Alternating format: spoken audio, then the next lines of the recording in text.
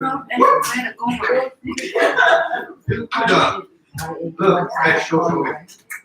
Wow.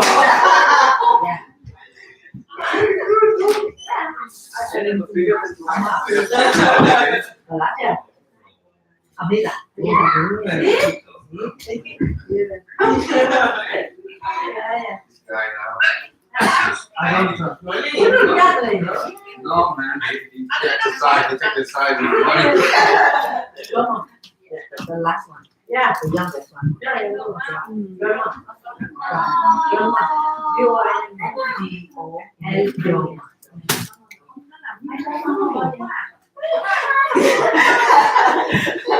Now is Andy. No girl. Andy. One the baby. Yeah, she have a baby. Yeah. Show the baby. Show the baby. Baby then the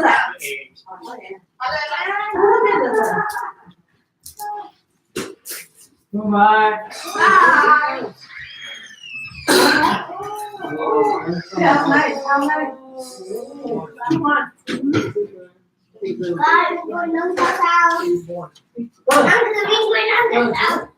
Đúng rồi. Very cute.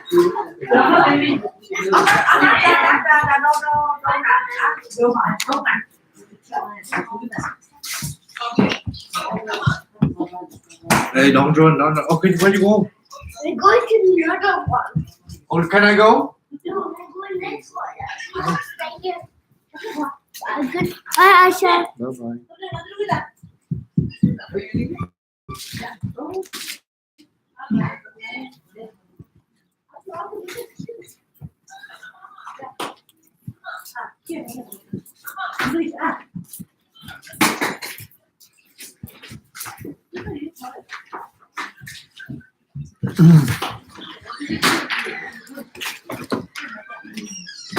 She came back.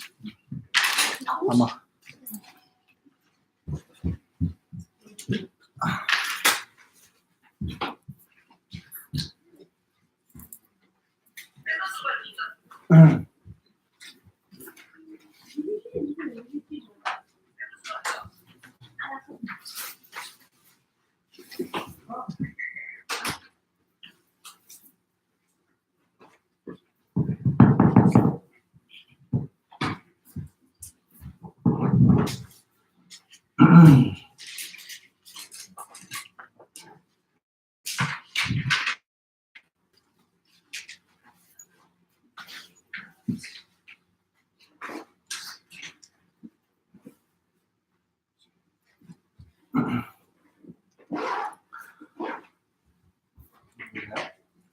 You ready?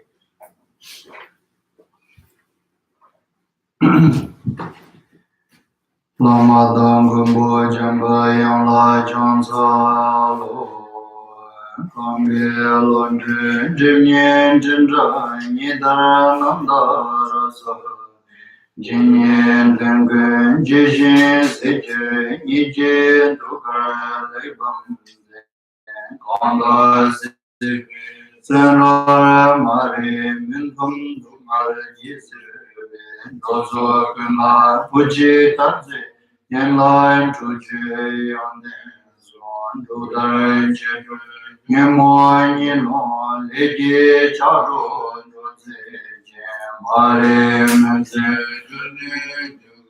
Jinye Jindade Nam Dele Daji Saji Daji Yende Lido Jase Dure Jura Juda Junye Jende Dale Menzen Jambe Yalandi Marabazanande Marabazanande Marabazanande Marabazanande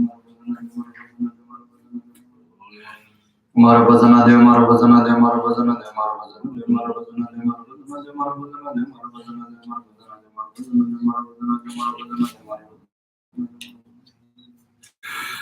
Marabazanande Marabazanande Marabazanande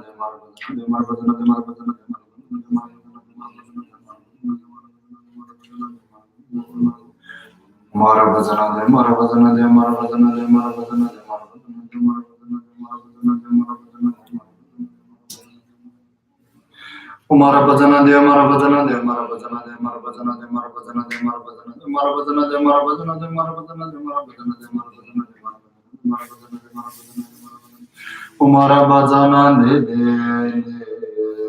Zeden Jiji Jena Zeden Dale Timon Varas Kadan Denji Shunlo Domayi Loje Mobino Sanguzo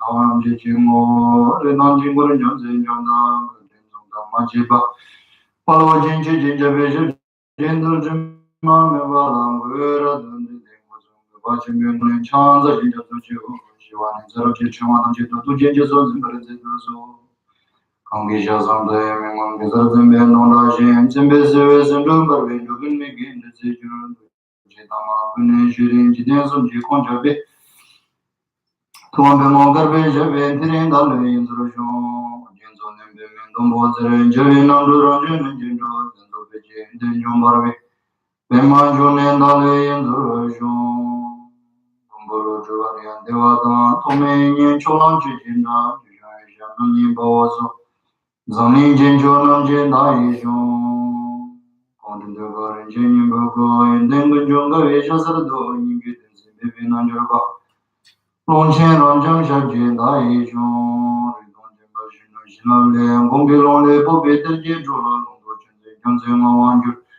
Mifam Jambi Anje Daijun Namo Guru Jini Bami Tuje Shizala Kunjaran Juntu Chitim Bitin Tuji Kala Kamendanawa Padim Lami Shaji Daijun Kongi Dala Ribala Badan Doji Tenche Mimano Lazo Labaza Dam Guru Shinabi Muji Tenche Lami Daijun Yende Sanje Gundanyam Naya Kadim Sanje Kudne Labi Gun Zavi Lami Shala Suande Dasun Doji Chowar Shinji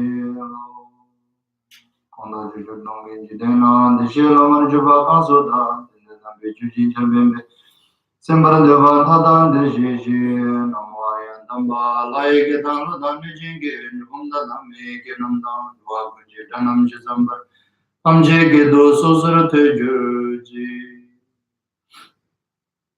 Majulam Kitala Nyambe Simjen Tamji Namdo Dini Deva Lanameva Yanda Burzobi Sanji Jubuvan Burchila Kine Yamgabra Shah Echedu Teba Chimbu Shunro, Jaze Chimbu Shivala and Zebi, Junior Din Sushin the same, Yamsona and Joe and Sambashan Chuchu, to give up and check the same sound.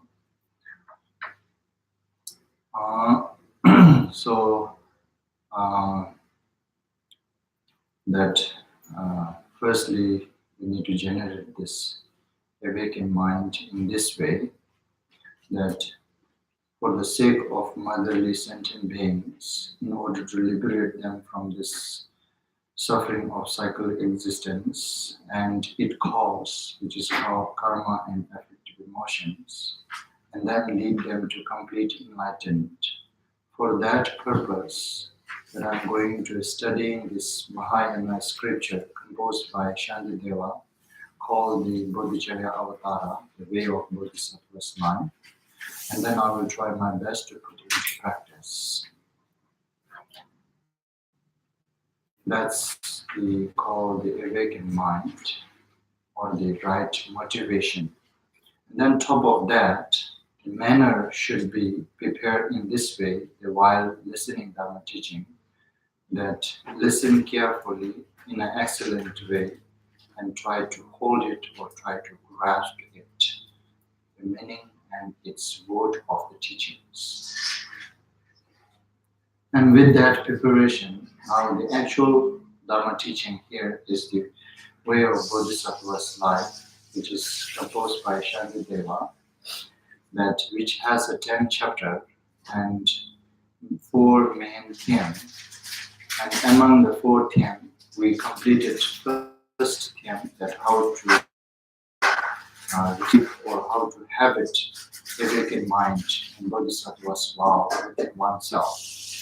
And then today we are here in the second hymn, which is that after we have this bodhicitta or bodhisattva's vow within oneself, and in order to not to let it transgressed in order not to lose, in order to protect and maintain the Bodhicitta and Bodhisattva's vow, what one should do, how to take care of it. So that second theme, it's described, guided by Shantideva through this chapter number 4, 5, and 6. From then among the these three chapters, the mainly purpose is to maintain the Bodhicitta and Bodhisattva's vow, which we already received. Among these three chapters, this chapter of carefulness at which we completed, and then now the chapter of diligent or what we call it this one, chapter of introspection. So this fifth chapter, mainly this chapter is kind of like a instructing or the guiding the very important point. This point is actually needed. Any kind of dharma practice, kind of like that. Even though even one wants to practice the worldly dharma, kind of like a worldly dharma means that human dharma, or the Theravadan path, the human path, or Theravadan path, or Mahayana path, or Vajrayana path. Actually, whatsoever spiritual path we do practice, this theme that which Shantideva introducing in this fifth chapter is so important in order to familiarize oneself within its path. And this is the key point or the method how one can familiarize with any kind of spiritual path whatsoever we have interested to practice, actually. But here that Shantideva's most related with this Mahayana path, which he is teaching, that he is trying to guiding us how to practice the Mahayana path, how to practice the way of Bodhisattva's life. And then now, this Mahayana path or the way of Bodhisattva's life, how to involve oneself into the way of Bodhisattva's life. Also, this mindfulness is very important. This actually mindfulness, this chapter number 5, main point is that he is guiding the mindfulness, how important mindfulness is in order to practice this Mahayana path or the way of Bodhisattva's life. And I also told you, this is not only this mindfulness is not only the important for Mahayana practice, but also for any kind of spiritual path practice. This is the method, the key that how one can familiarize with its spiritual path, whatsoever we want to practice. In order to familiarize, and this is the point, this is the key point that which we needed, which is remembrance or remember and introspection. These are the two things. And here mainly introducing here these two things, but based on that how it is important in order to practice the Mahayana path.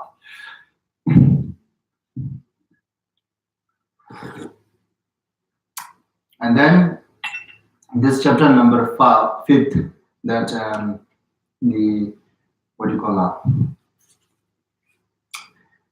page number 100, right? Page number 100, the chapter number 5. The first stanza is the brief instruction that Shantideva was talking about, that those who wish to keep the trainings must with the perfect self-possessions guard one's or their own minds. Without guarding or without this guard upon the mind, the training cannot be preserved. So that's the short and the brief instruction. And then after that, he's providing the more detailed information that why it is so important in order to practice the Mahayana path, that in order to practice those all spiritual or Mahayana path, where Bodhisattva's life, why it is important to guard one's own mind. And then he is telling all the reasons from this stanza number 2 to stanza number 8, that which we completed yesterday. That is stanza number 2 to 8, that in this, mainly what he is talking about is that how and it is important to guard one's mind, guard or protect, right? Protect or guard one's mind, which means that not just kind of like a follow, or not just flew with your this mind without using intelligence and without the logic, that without using intelligence and logic. And if we listen what our mind says, then highly likely, or the mostly, that our mind will gonna tell to do all these 8 worldly concerns that our mind will force us to involve into any of those activities, which is naturally force us to create many bad karmas naturally. That as long as we involve it into any of those 8 worldly concerns, it's naturally force us to accumulate a lot of negative karmas. So therefore, however, from this stanza number 2 to 8, that mainly that what Shantideva was trying to introduce us is that why it is so important to guard one's mind, because there's a nothing dangerous, more dangerous than the mind can create it. And he gave this with the example of elephant, that an elephant, and this through logic he is trying to proving that. And then also through the quotation that what Shakyamuni Buddha also mentioned about how this mind can create it very dangerous for oneself.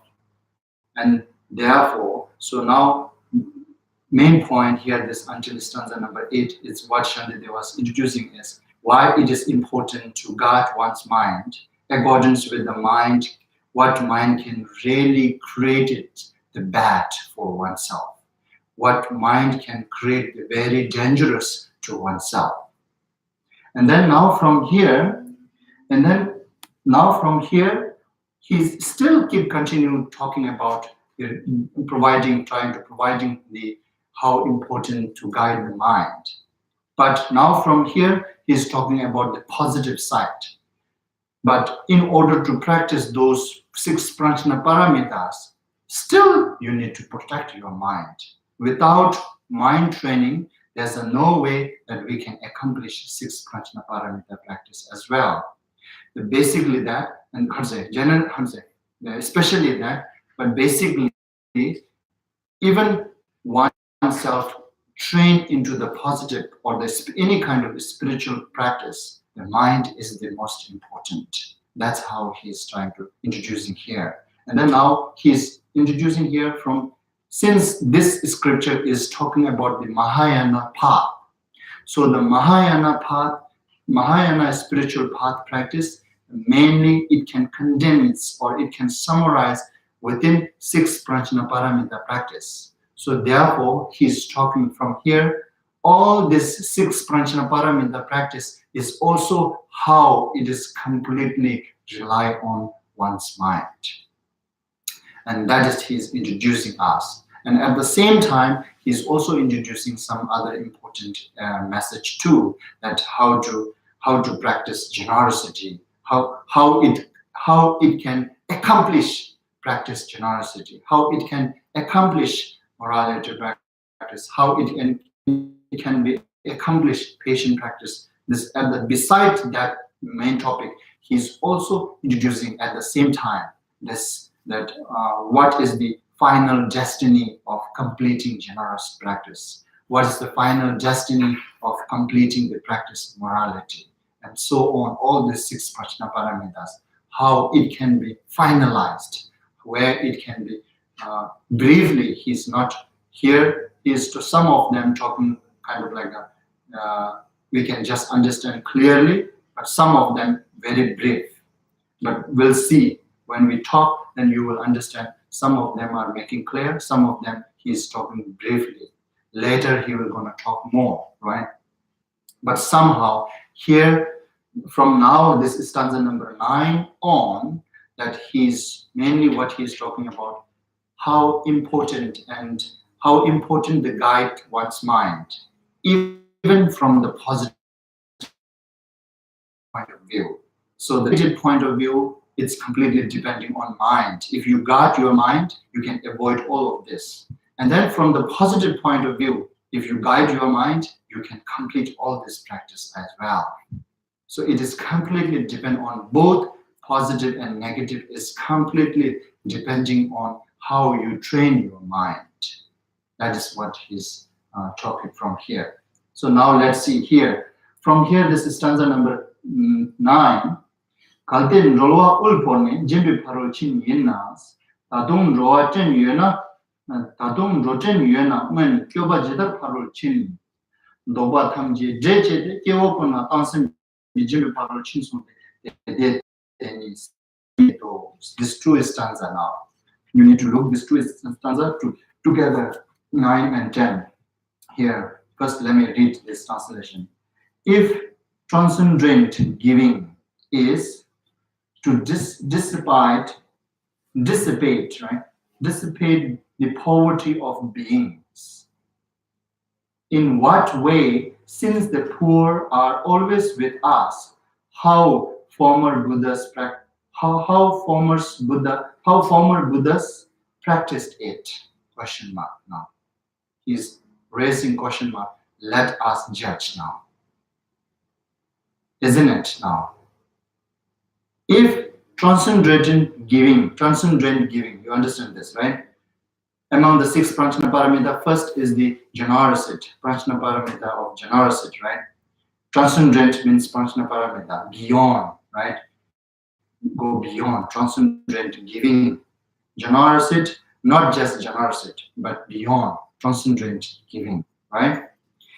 If transcendent giving is to dissipate the poverty of beings, if the person who completed the transcendent generosity practice, if the person must dissipate the poverty of all beings, then in what way, since the poor are always with us today, still poor are there, many poor are there with us. And if that's the case, how how those Buddhas, the former Buddhas practiced it now? Those former Buddhas are completed this 6 prajna paramita practice. Therefore, they became enlightened, right? Therefore, they became enlightened. Now, Shantideva was kind of like raising this kind of like a question to let us judge, kind of like a tricky way. If the transcendent giving practice, generosity practice, among the 6 prajna, first prajna paramita practice, in order to complete that practice, if that person has to get rid of all the poverty of being in this world, then if that's the case, in order to accomplish the first prajna paramita practice, then how those past Buddhas, they completed this generosity practice? Because still poor is with us, poverty, the people or whoever, still they remain. From what point of view you can say that they accomplished first prajna paramitas? Then if that's the case, which means indirectly he is saying That is not the case. That is not the case. He's raising this question mark, right? Question mark. Let us think. Means is indirectly what he's trying to say. Completing first prajna paramita practice is not relying on whether there is a priority or not. It's not that case. That's what he is talking about. And then the second, next stanza 10 is giving answer. Transcendent giving, so the teaching say, consists in the intention to bestow on every being all one owns, together with the fruits of such a gift. It is indeed a matter of the mind itself. Now that's the answer. So what Shantideva was here introducing is that I told you already that mainly what he is trying to introduce here, how important is to guard one's mind. Because this mind, if you guard proper your mind, you can accomplish the first prajna paramita practice as well. Whether one practitioner accomplished the first prajna paramita practice, which is generosity practice, whether it is complete or not complete, it is also completely depend on one's mind, not depend on the object. Whether it's not necessary that we should get rid of all the poverty in the world, then you are accomplished generosity practice. Otherwise, you cannot accomplish generosity practice. It is not that way. It is the mind that whether practitioners oneself complete the prajna paramita practice or not, it is completely depend on whether you are able to hear, whether practitioner able to consist in the intention to bestow on every being all one owns, together with the fruits of such a gift. That's the point now. This is the point Shantideva talking about here, right? So the main point, Shantideva, what he is trying to introducing is, it is completely rely on one's mind. But at the same time, Shantideva also introducing through this two stanza that how one can understand whether one complete generosity practice or not. Two, what's the destiny, what's the final destiny that one can tell oneself that I accomplished the generosity practice or not. So this is what. Also beside that, this is also another key point that he is also introducing. At the same time, and also this two stanza is also showing how, in order to practice generosity proper, and how to practice that. This is also guiding that too, right? Mainly, he's guiding generosity practice is also completely rely on one's mind. At the same time, beside that, he's also introducing how one can tell oneself, practitioner, it's him or herself, that whether I complete practice generosity or not. And at the same time, also introducing that how one should practice generosity practice as well. So many points. That's why their kind of like a idea or the technique to how to writing those compose is so vast. Therefore, it is saying this Patu Rinpoche, a very great scholar in Tibet, right? This is not so very long time ago. It is just 1 century before.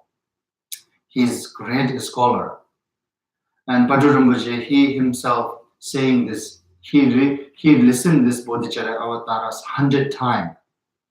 And each time he can understand more deeper and deeper and deeper and deeper.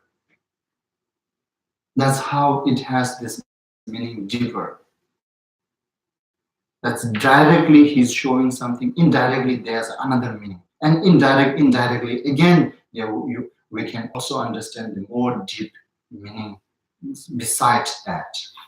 in this way. So just now I explained a little bit that main point that he's introducing that. And at the same time, beside that, he's also introducing that. And then also he's introducing how one should kind of like progress the generosity practice as well. So here, now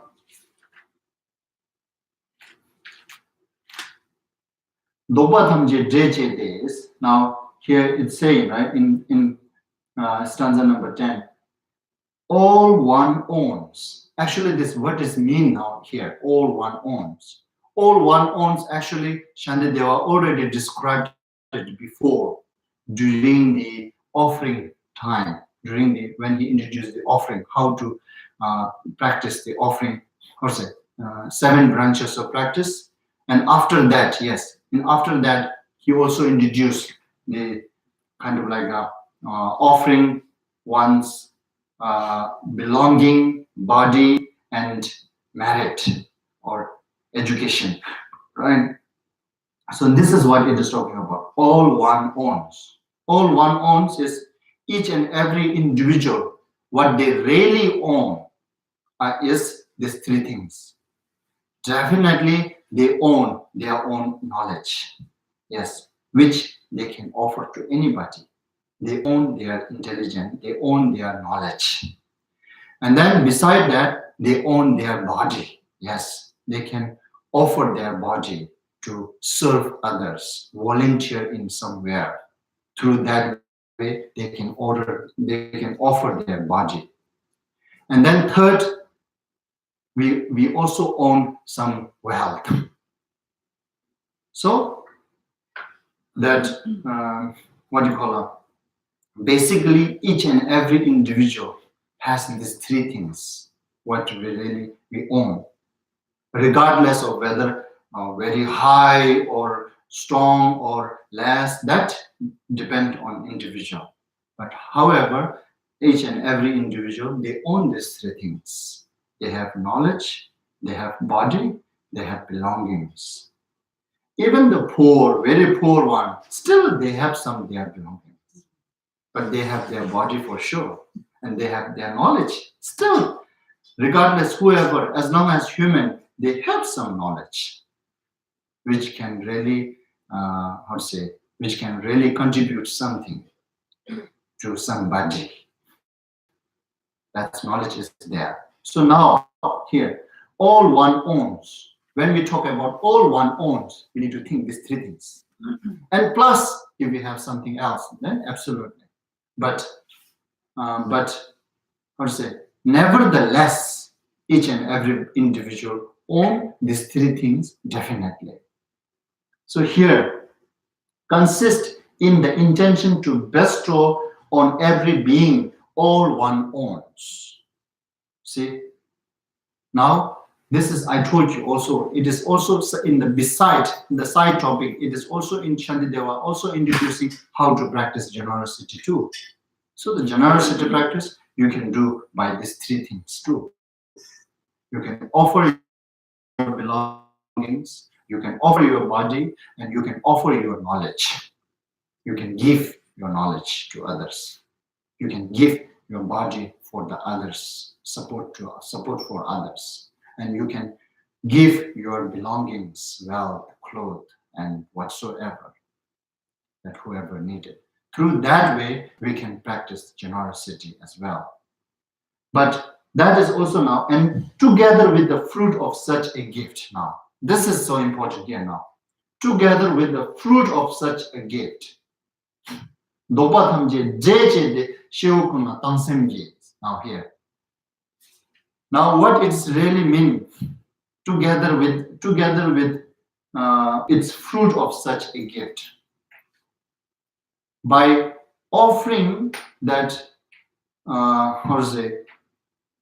we can get something back. Result. This is automatic. As long as anybody involved into any of this activity, generosity practice, and consequences or the reaction of generosity practice of oneself is to gain something. Whether one wants or not, Doesn't matter.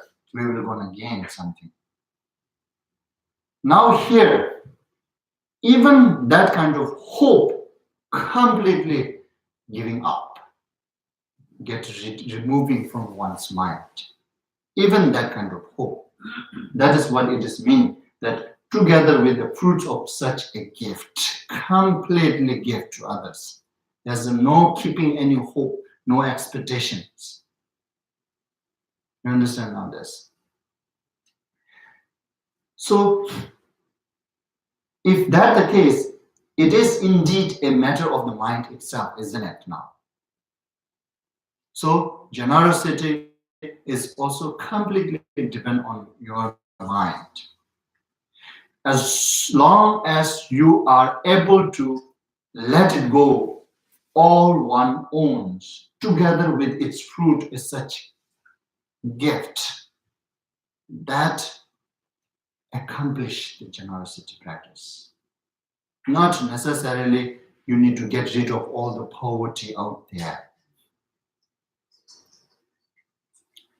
So in order that now this is also Shanideva was introducing how generosity practitioner oneself can tell one that whether I complete generosity first prajna paramita practice or not.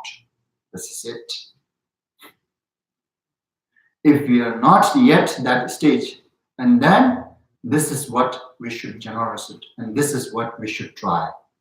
Again here, very clear that you should try to reach. Generosity means giving these things, all one owns, together with its fruit. That's the. Now, this just become generosity. Giving all one owns is just generosity. And together with its fruit, that makes prajna paramita. That makes transcendent giving. You see, transcendent giving. So that's how that when this great master, when they wrote all this scripture, it has a very great meaning. Sometimes that we teacher unable to dig really complete their meaning, what they really trying to tell. Sometimes we just get the upper point, not the deeper point. But still it is very much good. Still we're getting this upper point of level, our roughly instruction, what he's really trying to tell him from its word. And its word also has a great deeper meaning as well in this way, if we dig carefully, which we can also understand in this deep way.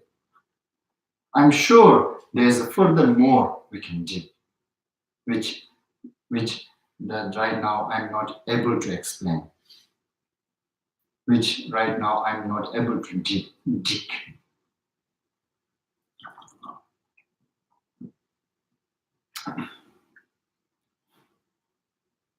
So, main point here now, as I told you earlier now, this is from stanza number this 9 towards 9 to 17, stanza number 9 to 17. What Shantideva was really trying to say is, guarding one's mind is how important, even from the positive point of view. Even someone accomplished the 6 prajna paramita practice and also needs to guard one's mind with the mindfulness. With the mindfulness, if anyone guard their mind, and they will be able to accomplish this 6 prajna paramita practice as well. Now this is talking from the positive side of here. Positive side. Before he already introduced the negative side. All the negative is also created by our mind. Suffering and all these things. As before Shantideva introduced, that who created this hell? And who created all this instrument of hell? There's none other creator than one's own mind. That's what Shakyamuni Buddha also said. Once creating one's own hell, once creating one's own hell instrument, which torturing or tormenting oneself. There's no any other creatures. Therefore, Shantideva concluding that guarding this mind is how important, both from the negative point of view and from the positive point of view as well. And in order to accomplish the spiritual path practice, still it is important to guard one's mind. And that's how we hear now. One introduce. Among the 6 Prajnaparamita practice, in order to complete the first Prajnaparamita practice, which is generosity, how it can complete. As long as you are able to let it go from your mind, all this your own, together with its fruit, that's complete.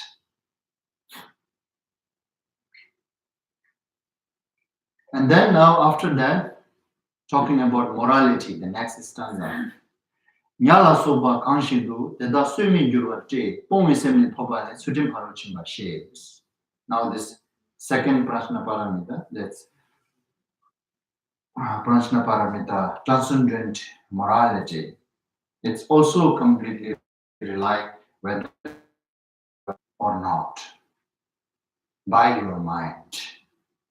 That where, this is stanza number 11, where could beings, fish and the rest be placed to keep them safe from being killed? Question mark. Right? So now this is something, is there any place that really you can put them? Regarding with this, there's a one joke actually here, that that the monk, and especially the monk that who is kind of like a, what do you call it, logical student, Tsema. What is that? Tsema. What is it, Anna? Tsema. It's just logic. People, the monk who reasoning and logic study, they are very kind of like a tricky to twist others' word, others they have this very skill to twist others' word. That the monk who studied the logic, and there's a monk who is studying the logic, and then one day he went to somewhere in the house, and there's a one old Amala, that lady, and then he needed to stay the place. Then he requested that Amala, that old lady, to let him stay one night over there. And then they stay together. And then this Amala cooking something at the night. Before, it is ancient time, it is not like today, the gas and all this. They make the fire and all this ashes are there. And then near the fire, there's a one insect moving near the fire. Then this old lady is too old. She cannot really move properly. And this monk is young, just sitting beside her. And then this old lady asked him, the monk, can you please wake up, stand up and move the insect, so he placed him somewhere that he have placed this insect somewhere so he no need to die. That old lady asked to that monk. And then instead of that monk moving, and monk said immediately, oh, Amala, if there's some place that where people doesn't need to die, please throw me there. You throw me there. I would like to go there. You see? Now this Shantideva here, right? What is saying? Where could be fish and the rest be placed to keep them safe from being killed? There's not such a place that we can place them.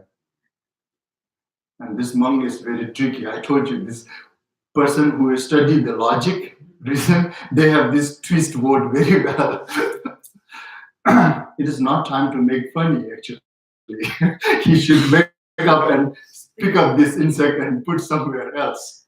But anyhow, so, and this is question mark, which means directly it is questioning, but indirectly what Shantideva was saying, it is impossible for you to place them where they don't need to die, where they can avoid killing from somebody. If that's the case, then how the morality practitioner, the second Prajna Paramita practitioner themselves recognize themselves, that whether themselves complete this second Prajna Paramita practice or not. Then here, deciding to refrain from every harmful act is said to be transcendent discipline. Here now. This is the answer now. The second two lines is the answer. Deciding to refrain from every harmful act is said to be transcendent discipline. Which means, directly here, what Shantideva really trying to say is, transcendent discipline is also completely dependent on one's mind. If you have that, the determinations to refrain from every harmful act, that's immorality. And so on. Not only that, right? Here and the rest, here, nyala soba, conshibus, like that, placing those beings that where they don't need to get killed by somebody. In order, what it is saying, same thing Shantideva here is saying. In order to complete the second Prajna Paramita practice, it is not something that you should place each and every beings to place that where they don't get killed by anybody. That's not the case of completing second Prajna Paramita practice. This is what he is talking about.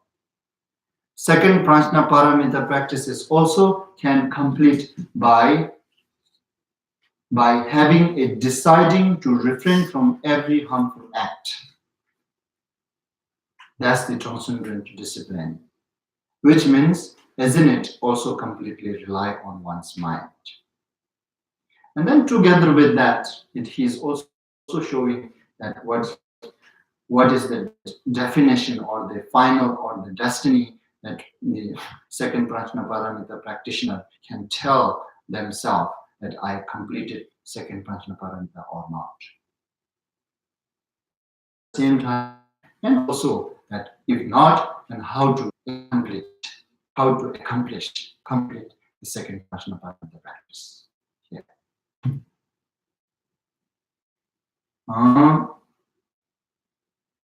So, which means that second, among the six second Prajna Paramita, whether one can complete or not, it's completely rely on one's mind. Two. And then now from this stanza number 12, 13 and 14, these three stanza Shantideva introducing how the patient, the third completely rely on one's mind. Semjin misun nankashin, deda shongi yongmina, chowi semdi chikchomna, dade thamji chomnanda, sading dida koyogdu edin kowe kalala, 함틸 잠지 고웨는 사덴 함지 요단다 대신 치료를 보면 다기 치도 멜랑기 다기 셈비 치도 샤이 셴남도 고치시고요. So now stanza number 12 here. Harmful beings are everywhere like space itself. Impossible it is that all should be suppressed.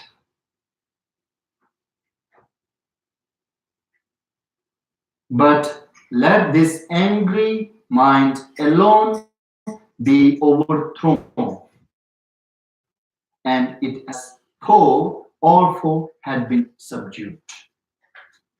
Now here again. So in order to get rid of kind of like a enemy, in order to get rid of enemy, that harmful beings are everywhere like space itself. Therefore, it is impossible, it is that all of those harmful beings should be suppressed. We cannot suppress them. We cannot, not just suppressed, but also that we cannot get rid of them as well. If you try to get rid of one, it can create two. If you try to get rid of two, it can create four. If you try to get rid of four, it can create 8. Absolutely. I'm doubling for sure, but not necessarily only double, sometimes multiply. For let's say, this is very obvious. Let's say some family have how many members? If I get rid of one of them, rest of the other become my enemy. Not necessarily two, right? I get rid of one, I get 5 enemies. Right? Well, highly likely 2 for sure. Instead, how to say, at least 2 for sure, right? If you get rid of one, you can create 2. That means you create 2. If you get rid of 2, that means you create already 4. So therefore, it is impossible, it is that all should be suppressed. And that is also not the case that the patient prajna paramita is complete too. Now this is very nonsense, right? That generosity practice, it is not the case that you can get rid of, how to say, you can get rid of all the poverty. It's okay. If you are able to get rid of all poverty, it's good. Even if not, but still you can accomplish generosity practice. And morality practice, same. There's that place that you can place them to not get killed by anybody. But if you can, it's very good, absolutely. But here in this patient case, it is not like that. If there's a way that you can get rid of all foes, there's no way. Impossible. Same. There's no way. But however, the point here, Sandhya is saying, like generosity and morality, here patient is not also, you can complete practice patient by get rid of all enemy. No way. You get rid of all enemy, so therefore you don't have any enemy to get anger. This is not the way to practice patient. This is not the way to complete your practice patient. That's third prajna paramita. If that is not the way of practicing, then what it is? Then the answer is now this is what it is. The second 2 line. But let this angry mind alone be overthrown, and it as though all folk had been subdued. Now this is how we can complete third prajna paramita practice, patient, which is patient. As long as you don't have anger, that's done. Not necessarily your physical and verbal. These are not important. Mainly important in your mind, that to reduce and rid of the anger. As long as you able to reduce and get rid of anger, which means if you are able to reduce your practice, the anger, you are progressing the practice of patience. If oneself completely get rid of anger, you complete the patient practice. And with its fruit, right? Not hoping any, grasping anything back. That makes transcendental again. Practicing patience, but without any hope, without any grasping, without any pride. In short, we will say that, without any pride that, oh, I'm practicing patience. If you hold something back like that sense, and that makes our practice patient, it's not transcendent. It is practice patient, yet, but it is not the transcendent patient practice. It is prevent to become our practice, our patient practice, to become a transcendent patient. Transcendent practice patient. It prevents that. So, anyhow, here, again, this patient practice isn't it also completely relying on mind. It is not something that, even though, okay, it is the what Shantideva was saying, even though you don't respond anything, you be very humble to others who harm to you. But inside your mind, if you get angry towards that person, you finish. You didn't respond, you lost. You get anger, you lost both out in, you lost both.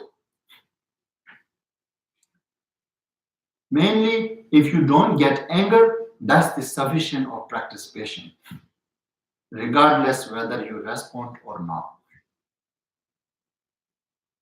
That now respond or not, that now we should be skillful. I always trying to say, right? That we should be skillful. If someone made a mistake, then better to not respond. If someone trying to take advantage, better to stop that. Better to stop that. They respond with trying to stop that.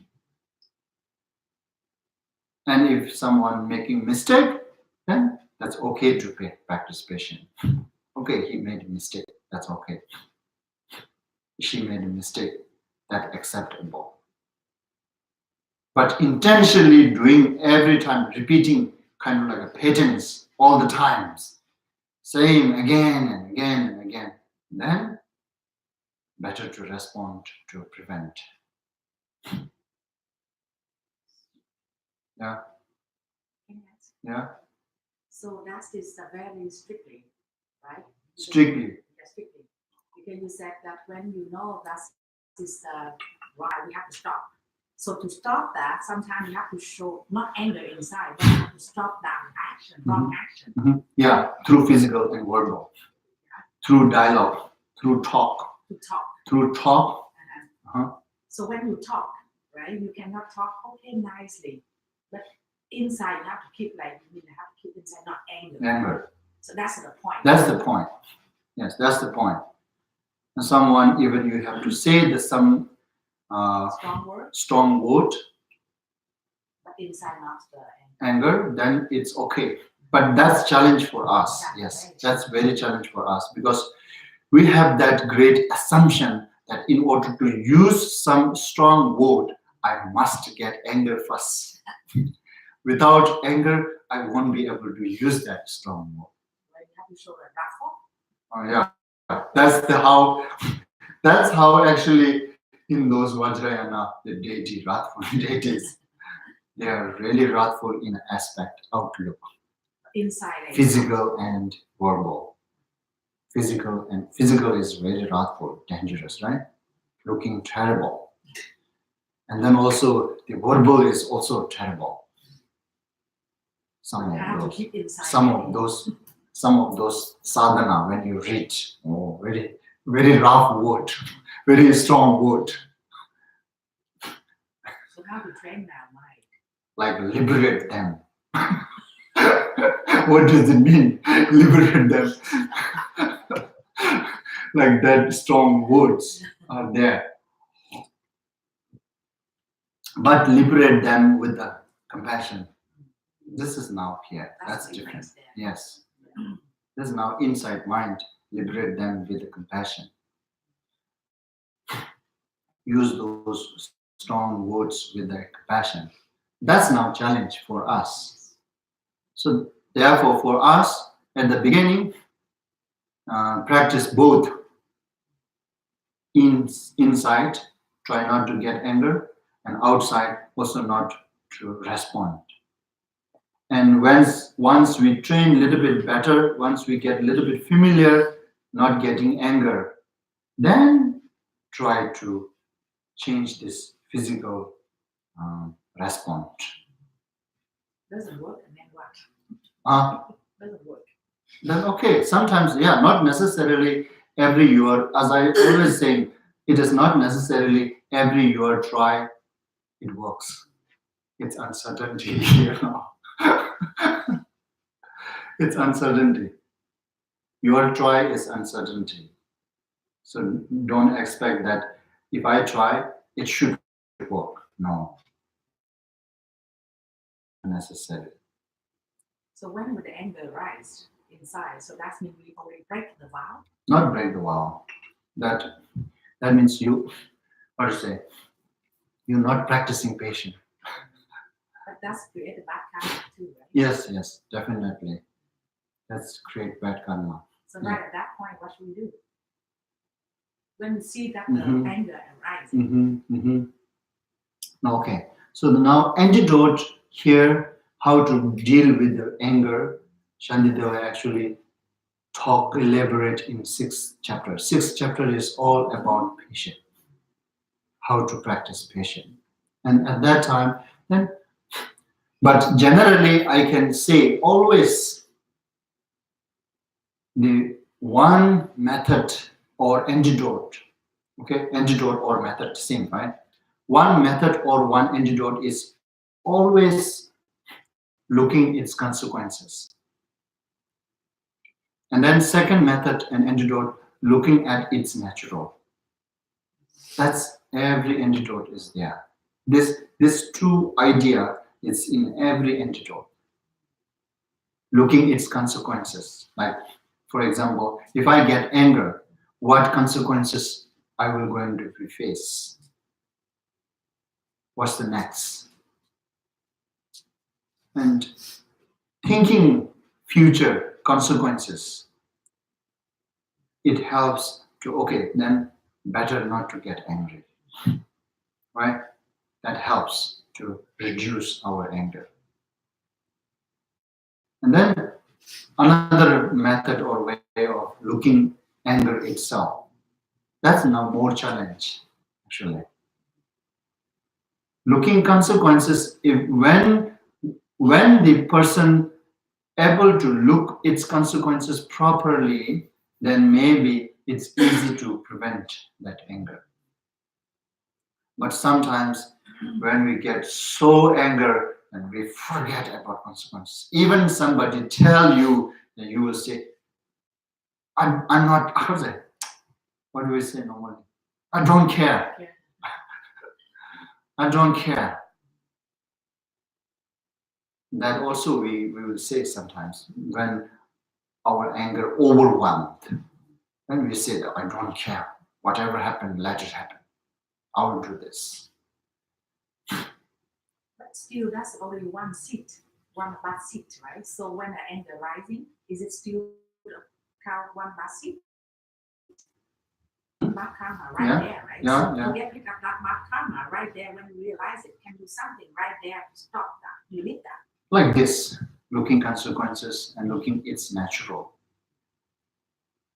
Looking its natural is actually, it works very well if you are able to sit and contemplate.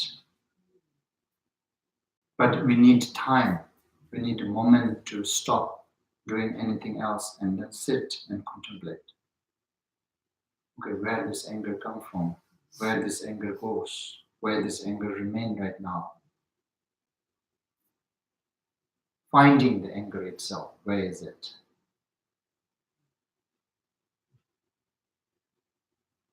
That introduced Shantidevas in 6th chapter. These are the antidote method to how to deal with anger.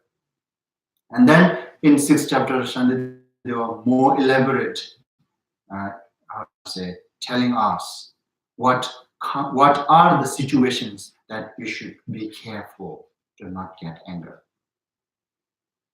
And he's introducing like there are 24 different situations that makes persons anger.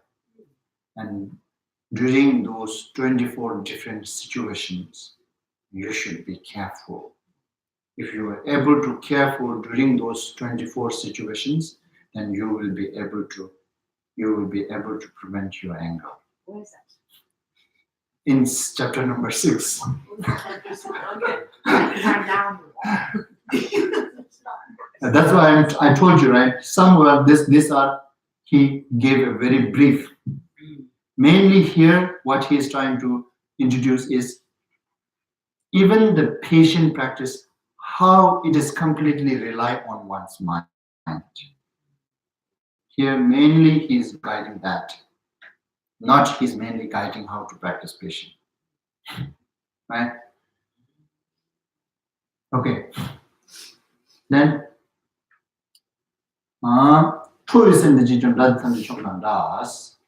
that, but let this anger mind alone be overthrown, and it as though all four had been subdued.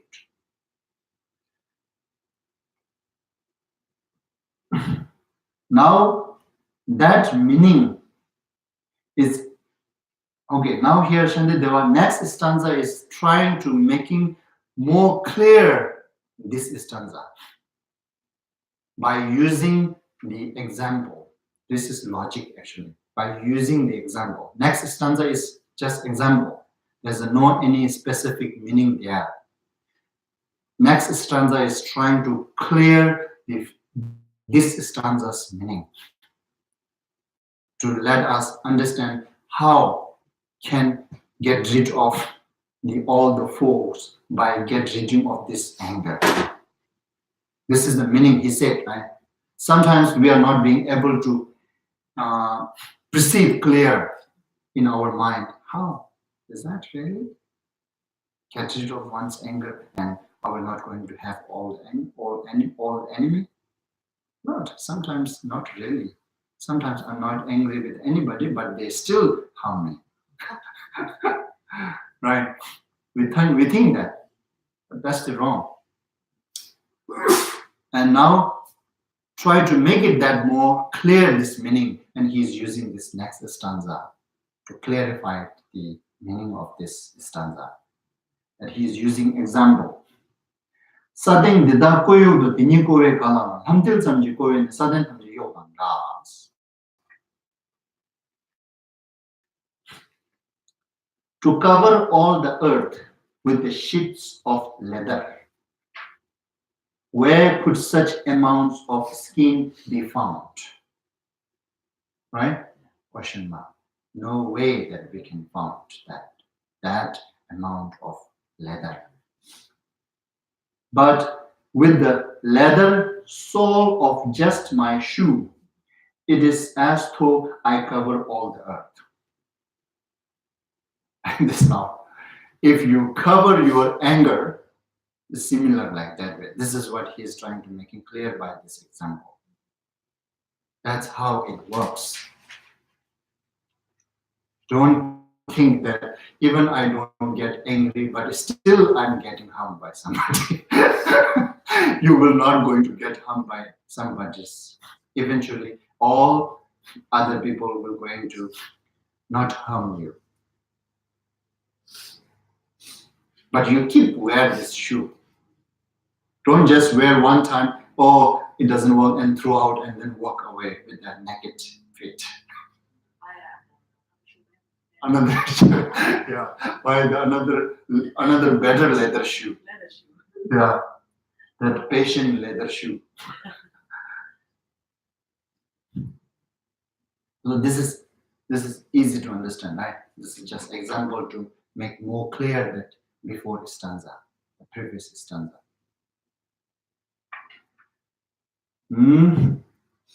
대신 치료는 거 보면 닭이 치도 밀랑게 닭이 샘디 치도 이제 셴남도 지시고. This is also not really hard to understand. And thus, the outer course of things, I myself cannot restrain. But let me just restrain my mind and what is left to be restrained. Which means now, concluding here, Shandideva, really the third prajna paramita practice for the patient, it's also completely relying on one's mind. If you restrain, if we restrain our mind and what is left to be restrained, that there will be no any left for us to restrain.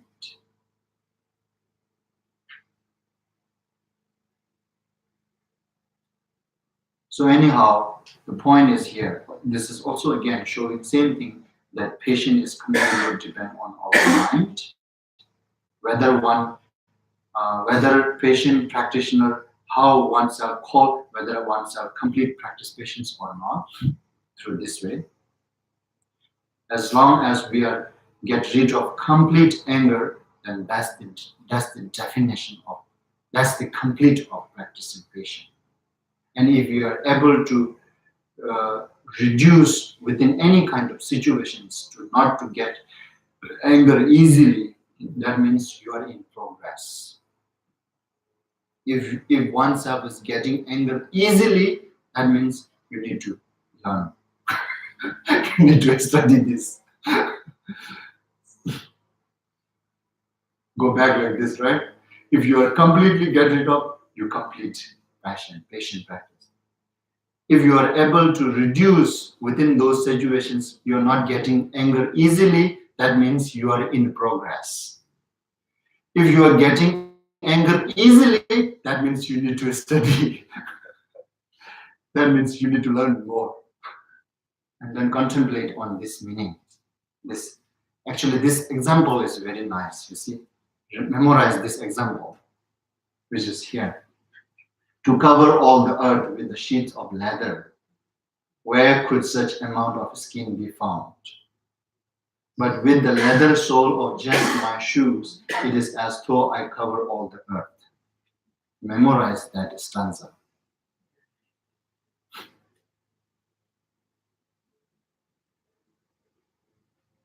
And also the main meaning, that stanza number 12. Harmful beings are everywhere in space itself. Impossible it is that all should be suppressed.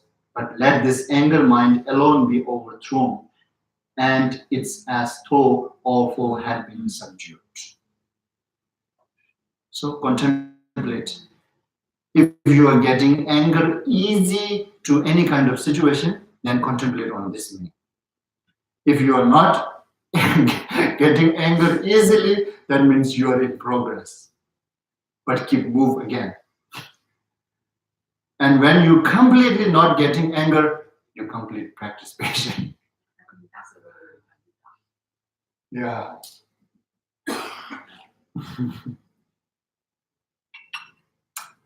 But anyhow, main point, Shandideva, here in this time, what he's really trying to telling us, the main first important point is to letting us understand how this, even this practice patient, the third prajna paramita, how it is completely rely on one's mind. That's the point, okay?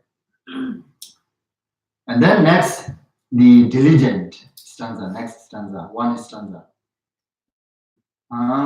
Simsa chiki debuya, sama soba imbata, luma chebi debuya, cheba shebe deta means. Now this is talking about diligent. In briefly, how diligent is also completely rely on one's mind.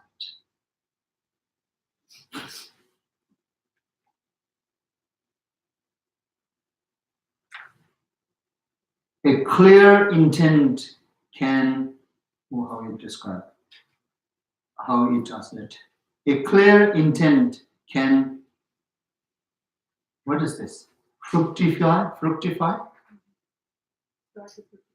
Huh? Fructify.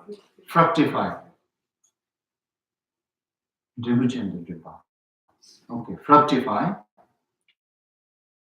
A clear intent can fructify and bring us birth in such as a Brahma's realm. The act of the body and speech are less, they do not generate a like result.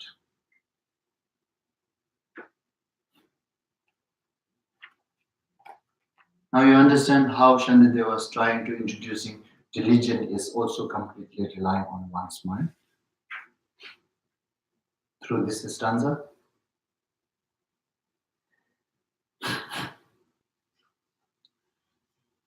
This actually, we need to go with this actually here. First, we need to understand this diligent, Tsundu in Tibetan, Tsundu, diligent always has to work with the positive actions. Okay? Diligent or Tsundu, in that sense, cannot go with the negative actions. We cannot really say that persons who is so hard work in killing beings, like a butcher. He or she is so hard work and diligent to killing. That's not diligent. That's we don't call diligent. Even though he have interest to do this, even though he or she is so hard worker to kill this whatsoever, we don't ever call that as diligent at all. I don't know. Sometimes in English, sometimes it can use for. Since that we are translating this diligent from the word of Tibetan Tsundu. Word of Tibetan Tsundu. Tsundu means that sense is only goes with the positive actions, cannot go with the negative actions at all. Persons who are so diligent to steal somebody's things, that's we don't call diligent. Right? Like this, killing, stealing, sexual misconduct, lie. So diligent to do those things. We don't call diligent at all. Huh? This is what we call. Do we have exact word for this? Huh? You're not certain. But however, sometimes it can use diligent. He's so diligent to do this. No? You can? Really? Yeah, diligent in English, I think whoever works so hard to whatsoever, doesn't matter whether regardless of the actions, whether it is positive actions or negative actions, doesn't matter, as long as you are working so hard to achieve that and you are so diligent to achieve that. I think so, right? Sometimes. But diligent itself, does English have some word that which can goes always to positive? Yes, it does, right? In English also has, right? For example, for instance, I think antidote. Antidote never goes with the negative, right? Antidote. I think this word, I think even in English, they will not going to use for negative.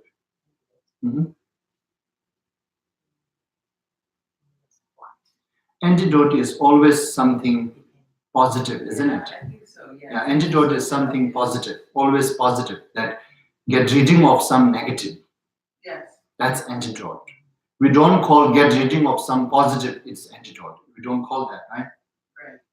So like, yeah, English does have some words. It can only work for positive. Likewise, maybe diligent too, I think. Diligent, maybe we can change diligent only able to work with the positive, no negative. But however, now here, we need to assume here now Shantideva, he's talking about this diligent based on a person who have a sense of interest to do a positive action only. Okay? Therefore here, a clear intent can fructify and bring us birth in such a Brahma's realm. Which means now here, this is really what Shantideva was talking about is the any of those four immeasurable thought. Any of those four immeasurable thoughts, it's positive. Whether you are thinking loving kindness or compassion or rejoicing somebody, or you are kind of like spreading that loving kindness, compassion, and then the rejoicing to equal to each and everybody, equanimity. Any kind of these four thought, it's kind of like positive, right? So here, a clear intent. This is what it is talking about. How we are understanding that what Shantideva it means by this any of those four immeasurable thought. It is because of the second line is talking about and bring us birth in such as a Brahma's realm. The cause of the Brahma's realm is the four immeasurable practice. But four immeasurable practice without transcendent, it can become cause to be born oneself into Brahma's realm. And with the transcendent, then it becomes cause to achieve enlightenment. That's different, right? But now Shantideva here, just to talking about this clear intent, which means any of these four immeasurable thought, just the one moment of clear intent can fructify, guarantee that it brings the result, right? Fructify and bring us the result back. Oneself be able to birth in such as a Brahma's realm. The act of the body and of speech are less power, which those you're just being loving kindness by your body expression. You're just being loving kindness by saying what? Let's say here now. Okay, you are saying like you're saying something that, oh, you may get rid of your suffering. That's loving kindness speech, right? Loving kindness speech. Oh, I want to get rid of your suffering. That's compassionate speech, right? And then body expression. At the same time, when we speak, oh, you may get rid of all your suffering. Body expression is also, that is body loving kind. And at the same time, when we say, this is sometimes polite, just polite, right? Here in this Western country, very polite, but not really inside. Oh, may you get well soon. That is loving kindness speech. Loving kindness body expression. Loving kindness body expression and loving kindness speech expression, they do not generate a like result. You understand now here? The act of the body and speech are less. They do not generate a like result. A like result what? A like result, a clear intent can fructify. Your clear intent inside, that can fructify, guarantee that it can becomes, you get the result, guarantee. And bring us birth in search of Brahma realms, that result. But that result cannot be bring us birth in such a Brahmas and Brahma's realm by the act of body and speech.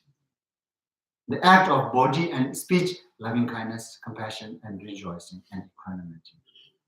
And equanimity, speech equanimity is, oh, I take care of everybody. That is speech equanimity, right? Speech equanimity. And I will be happy if everybody get whatever they want. That is speech rejoice.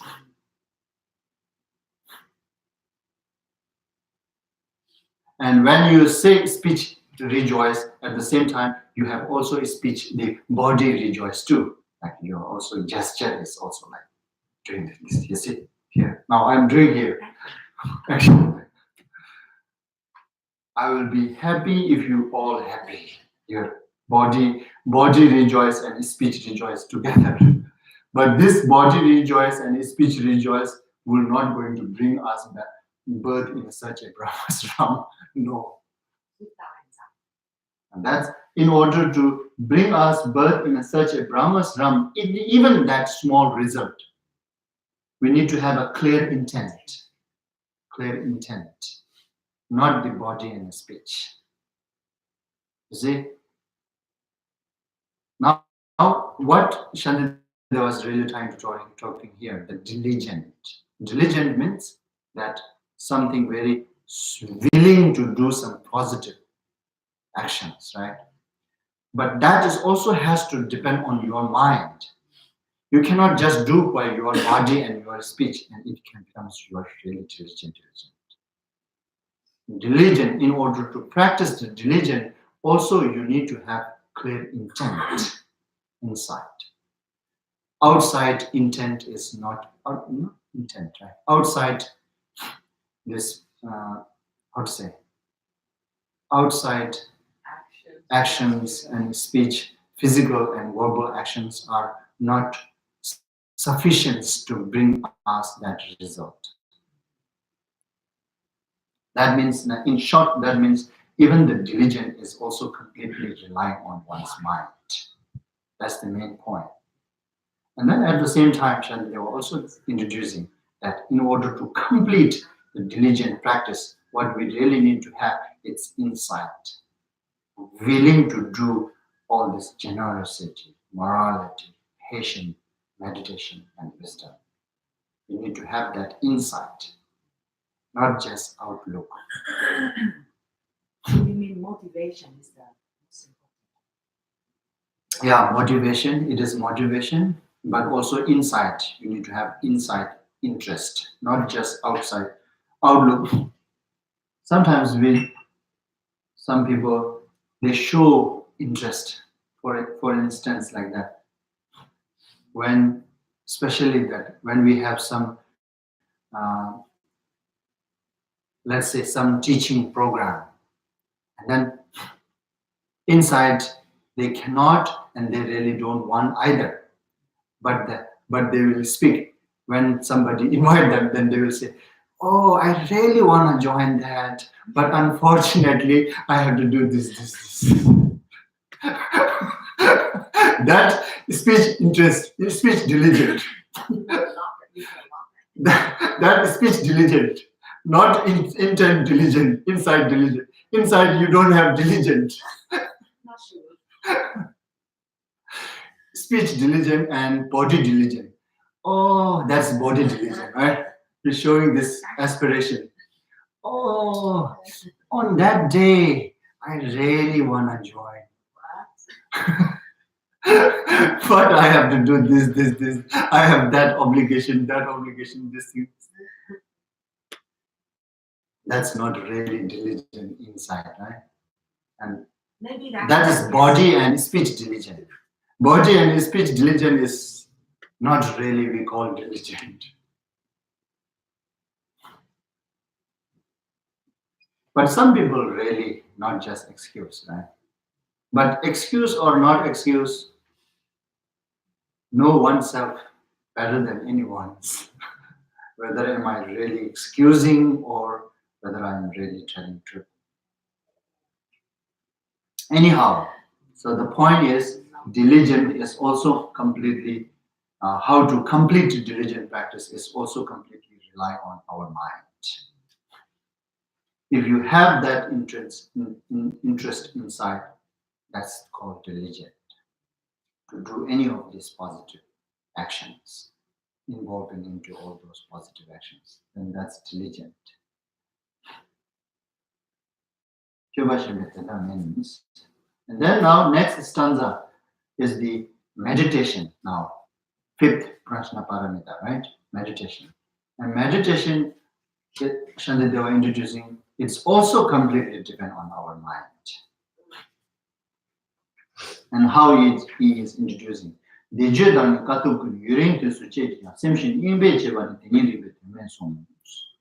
Now this is something Shantideva was taking quotation together with its that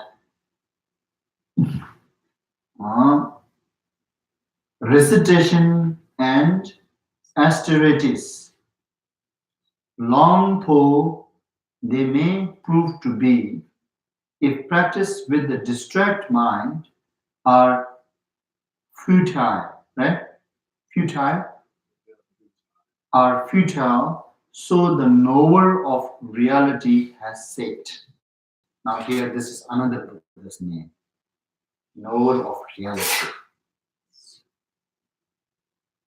That is another Buddha's name.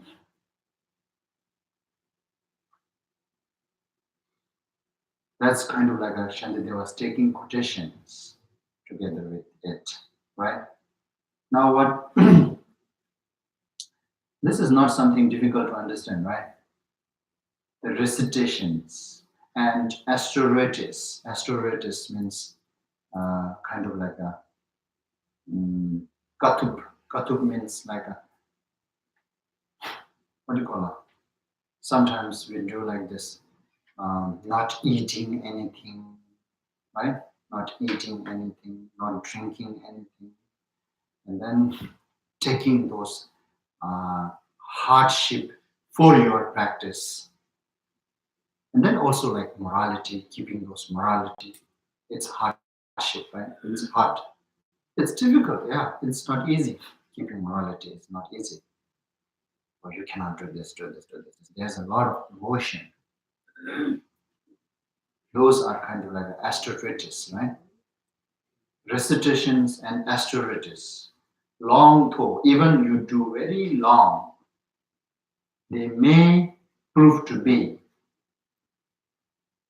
What did it mean? Okay, anyway, let me translate here.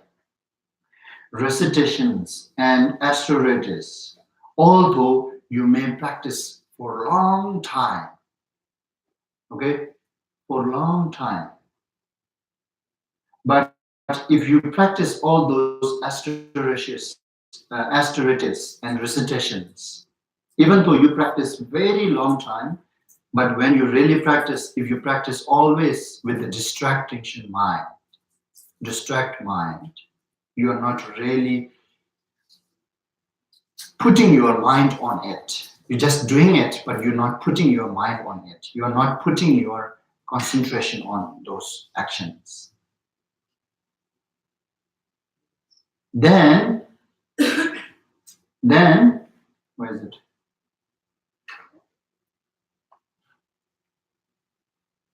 Then, even though oneself practice those recitation and austerities for a long time, but with a distract mind, then it becomes, all those practice become futile, right? Shantideva was saying that, and then right after that, Shantideva was taking quotation. So the knower of reality has said. He's taking background now. First he's saying that, and then later he's saying, "This is not I'm speaking. This is the knower of reality has said," which means that Buddha said this. Yeah, which means now, point here, what is Shantideva was trying to proving here is that Didn't you see? To meditation is also completely dependent on your mind. If your mind is distracted, even though you do your physical astratus, verbal astratus recitations whatsoever, it is futile. It could become futile. So in order to make it meaningful, you need to involve your mind there. If you don't involve your mind with your recitation, if you not involve your mind with your astratus, then these are become very less potential. If you involve your mind with it, then it becomes very unfutile. Futile, unfutile. Anyway, so this is now Shantideva's. I don't know that he talking about on the site that he's not really showing meditation itself, because I think the patient itself is not being really detailed, because later he will gonna talk patience, and diligence also later he will gonna talk, and meditation also later he will gonna talk, and then wisdom also later he will gonna talk. Therefore, these are a little brief here, I think. And then the next stanza, the wisdom. Wisdom is also completely dependent on mind. This is what he's talking about, this next stanza number 17. Kangi chöji zo ju semji sangde mashina tetop dungal shomdu teda kemen ina kyams.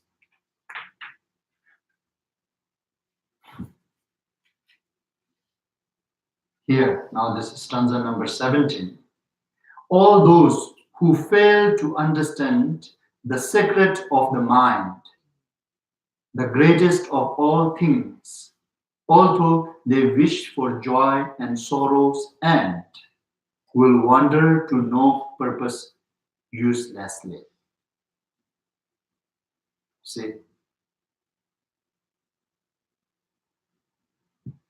this also shows some important point beside it's showing that how the wisdom is completely relying on one's mind too. Isn't it here now? We can get will wander to no purpose uselessly.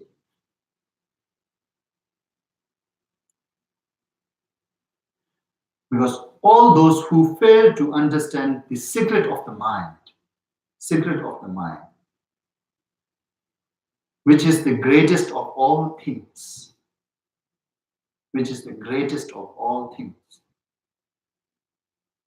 if you miss that, although those practitioners, they wish for joy and sorrows and will wander to no purpose uselessly. Will wander to no purpose. It becomes uselessly. See? Even now here it is showing this sixth prajna paramita is also completely dependent on mind. Whether you understand the secret of mind properly or not. If you understand the secret of mind properly, and that's called the sixth prajna paramita practice. The wisdom, generating wisdom. In order to know that, you need to know the secret of the mind. This is now Shantideva was not mentioning obviously, because he will gonna talk in this topic. He will gonna talk in this 9th chapter, very long. This is now a very serious topic in Mahayana Buddhism, the 6th prajna paramita. But here he just said that secret of the mind, which is the greatest of all things. If you fail to understand that, and then the practitioner, even though they wish to achieve the joy, happiness, and they wish to destroy the sorrows, end up the sorrows, but their purpose will be not going to fulfill. Without having this, without understanding the secret of the mind, your purpose your wish will not going to fulfill. That's what he's saying. You see now, that's one point he's trying to proving that how important the mind is in order to complete the practice of sixth. Also, guarding mind is important. You need to understand the mind. In order to understand the mind, you need to guard the mind with the mindfulness.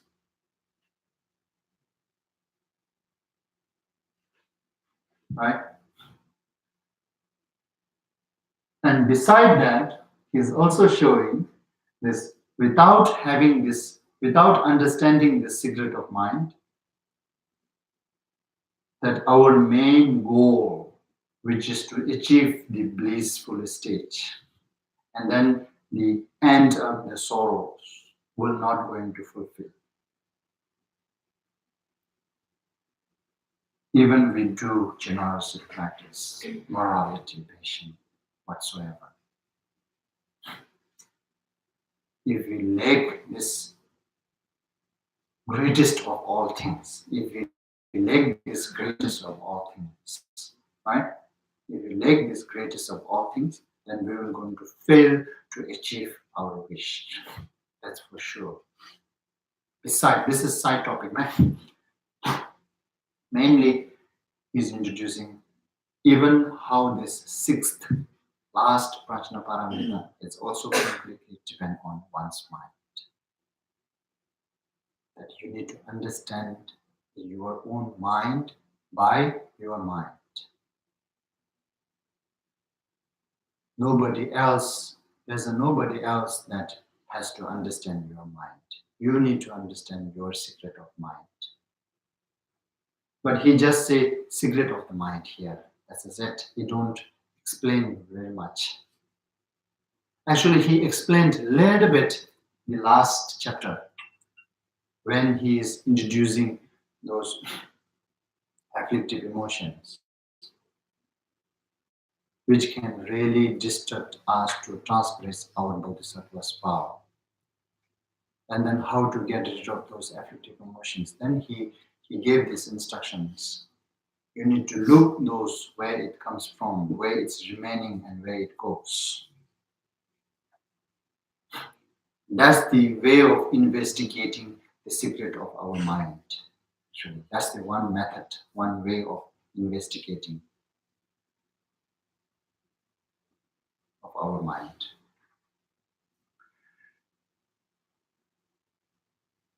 Okay, so until now here, the main point here, now we completed this. What Shantideva are really trying to say is that even from the positive point of view, that accordance with the Mahayana path, all practice can be concluded within these six prajna paramitas. Even those, each of these six prajna paramita, in order to complete, you need to complete by your mind. That's how your mind is important. That's why guarding your mind is important.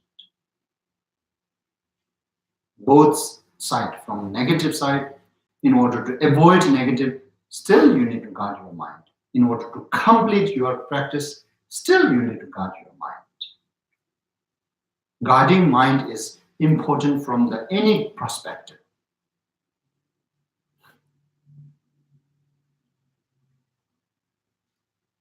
Okay, so we stop here. Then now we're not going to have this teaching for a while. Later we have this 2 program, and next week we have Yone retreat, right? Next week we are going to have Yone retreat, and then later can go the first teaching about public talk and part of teaching the weekend. And then next weekend, our Kenshin visiting here. And Kenshin will going to also give us one public talk, and then Vajrakilaya empowerment, and then teaching on how to practice this generation and completion stage of Vajrakilaya sadhana, that which we are doing here. So keep that in mind. And then summer retreat start. So we're not going to have this teaching.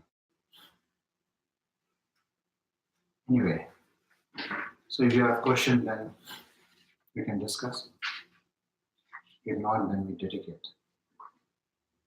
Many questions. Yes, But this is short time.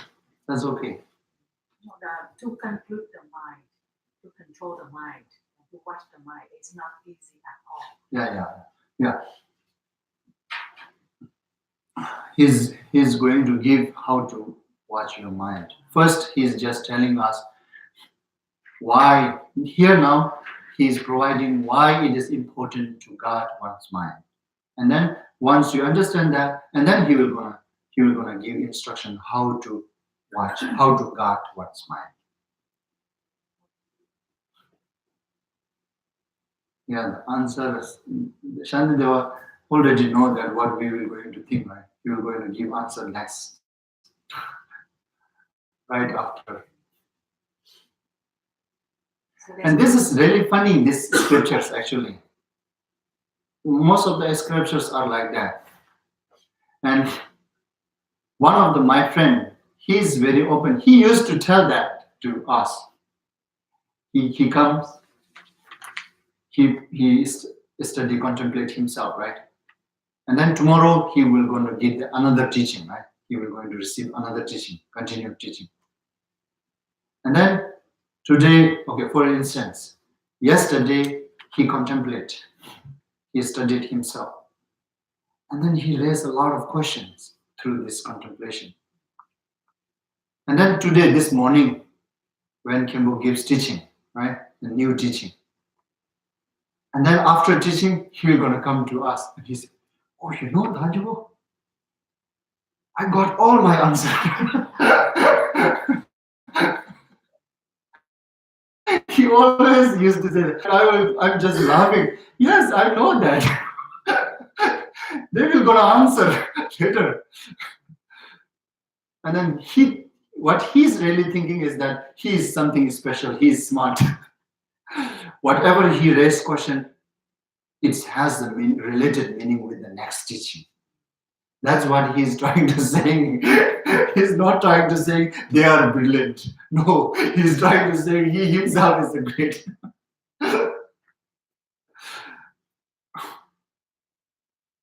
He's used to say, whatever I thought, next teaching they will answer.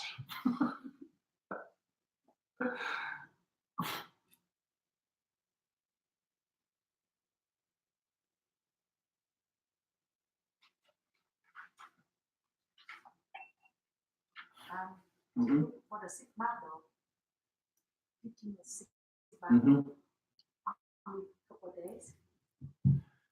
Yeah, 2 days. Saturday, 2 sessions, Sunday, 2 sessions. So that's just briefly talk. It depends on him right now, how he's talking. I don't know. Sixth battle, 2 days, I don't know how to work. It can work. Why not? Just to understand briefly something. No practice, nothing, right? No technique, nothing. But that's the most important, very important. I think that's teaching. Yeah. Talk about. I wonder when it is the sixth battle. How many days we should keep it? But as I know that is very main for the most important for the liberation. Yes, it is. Don't worry, first we study with this. To see, right? Yeah, to see.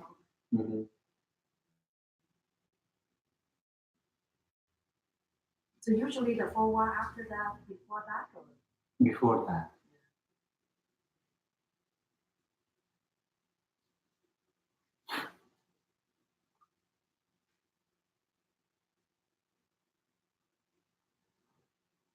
Now you go.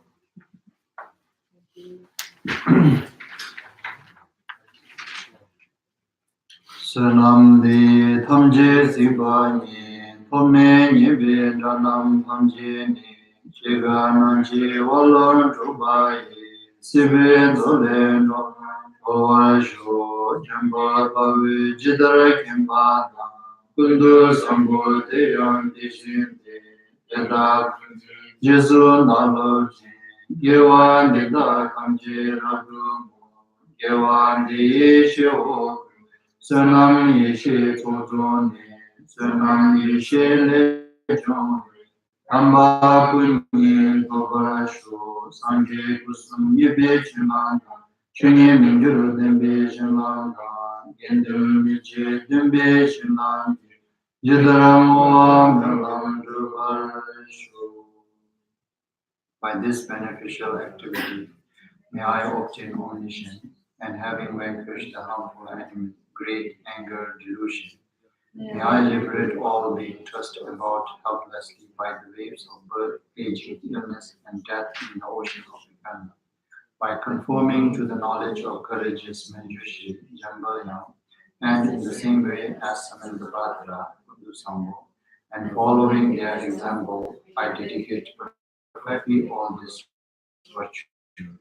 By this virtue, may all being perfectly achieve the accomplishment of merit, Swarnam, and wisdom, Yeshe, and may they thereafter obtain the two holy bodies which result from these two accumulations. By the blessing of the Buddhas of the day who obtained the three bodies, by the blessing of the immutable truth of the Dharmata, Chuni, by the blessing of the infallible aspirations of the Sangha, Genji, may this prayer of dedication be accomplished just as it is. Thank you.